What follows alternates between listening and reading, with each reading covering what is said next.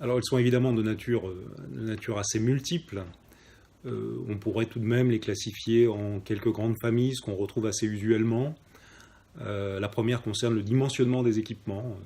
On se rend compte relativement fréquemment que les unités peuvent être un petit peu sous-dimensionnées, sachant qu'on sait très bien et que les études le montrent que les efficacités de filtration, les durées de vie sont aussi liées au dimensionnement. Donc ça, c'est une problématique qu'on rencontre assez fréquemment. Une autre relève plutôt de l'efficacité de filtration. Il faut toujours corréler la filtration à l'efficacité qu'on recherche. Et là, on compare un petit peu des choses qui ne sont pas toujours comparables, donc il est bien important de préciser les choses. Et le corollaire de ça aussi qu'on retrouve assez souvent, qui est assez proche, c'est notamment tous les problèmes liés à la stérilité, à la rétention bactérienne. Donc il recouvre un petit peu les deux problèmes précédents, à la fois un bon dimensionnement et à la fois une bonne efficacité des filtres.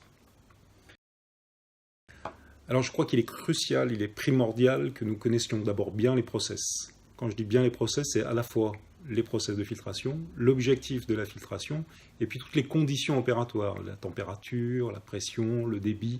Tous ces éléments-là vont nous permettre de bien appréhender ce qui peut être nécessaire de faire pour atteindre la solution et trouver une solution à la problématique.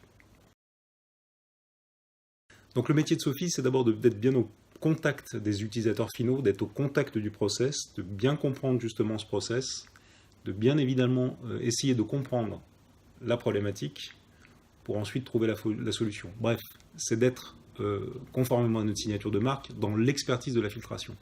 Avant même de proposer du produit, il faut bien comprendre la problématique.